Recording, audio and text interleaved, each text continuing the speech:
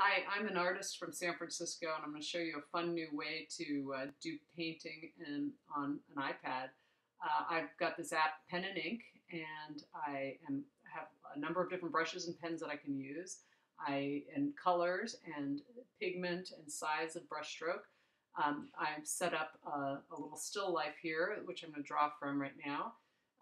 Just doing a little fruit bowl, and this is a lot of fun. Here are the oranges I'm putting in. This is just a rough sketch, and actually other major artists are starting to use the iPad to do artwork now, including some very well-known names. So this might be the future of drawing. With Pen and Ink too, I just found that you can also download these images onto stationery, and so you can use them after you've finished them. But you can put them on t-shirts, iPad covers, iPhone covers. Anyway, here I am using a thicker brush stroke, a little bit of an orange here. I'm using my finger, but you can also use a stylus for this, and it really works well. I've tried a bunch of the apps, and this one works better than everyone else because the line is very closely correlated to where your finger is, whereas some of them have a little bit of a delay. This one is pretty instantaneous. I always like to work with a lot of different colors. Right now I'm trying to draw in the shadows underneath the little bowl of oranges.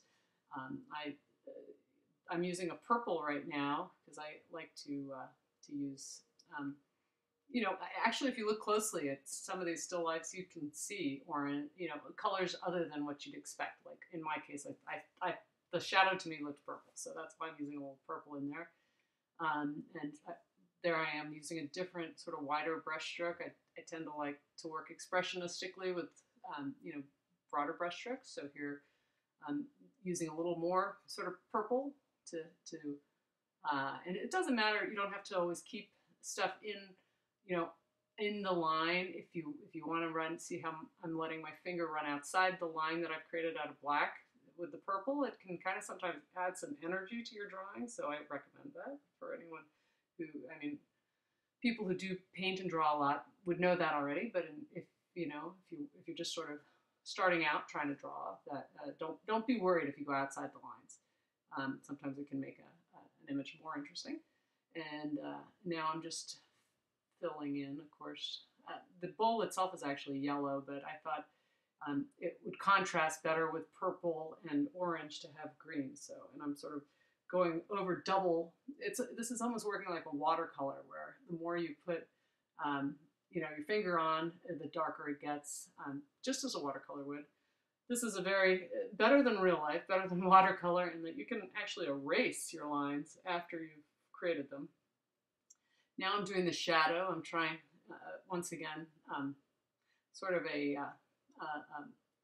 freeform shadow. It's not, perfectly, executed. And sometimes, again, that can make an image look a little bit more dynamic. So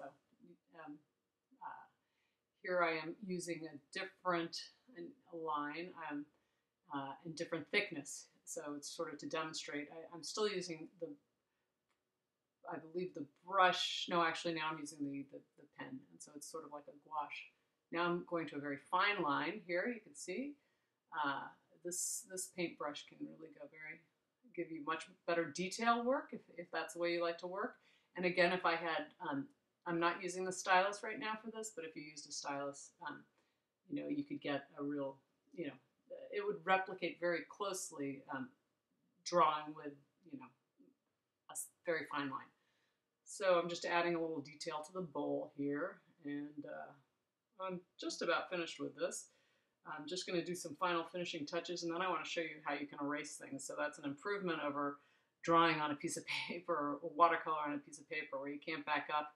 In this case, you can back up to the last line you did and erase it. Picking one of the thicker brush strokes and doing this sort of bright blue background. Really rich, very intense colors on this palette that I'm working with here. So Pen and Ink has particularly good array of colors, as you can see here. the intensity, the brush stroke is good. And just going in to put a little more definition around these little oranges. Putting and almost finished here. I'm going to back out in 1 second and do a little bit more fine line here, and then we're pretty much done.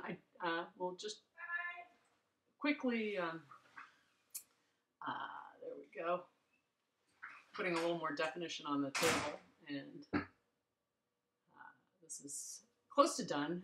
One thing that's hard for artists is to figure out when they're actually done with a piece of work. So that's a judgment call always, and I'm going to say that this is, because you guys are probably getting bored watching this, that this is about done. So here's one more fine, just to show a different brush in a different color. I like that green a lot. Here we go. We're going to go for even more intensity. See how you slide that toggle there, and you can get much more intense pigment. And now I'm going back to the drawing, and no wash up after this drawing. So there's a lot of ways in which this is a lot more practical. If you're sitting on a plane, if you're in a class, or just in a situation where you're waiting for in a doctor's office, you can pull this out and do a piece of art, and you can easily just download it from there and create something that you could last, or send this picture to a relative, get well, you could write on it or whatever. So we're pretty much done here. I'm just going to quickly see about showing you the way to erase. Unfortunately, I cropped this and can't show you where, but on the upper right is a button that says undo, and it allows you to undo the drawing work you've done. It goes back by 1 step, so you can just take out 1 line at a time, and you can also put it back in if you take it out and you decide you actually liked it better. So that's about it. I recommend this highly. It's a real breakthrough revolution in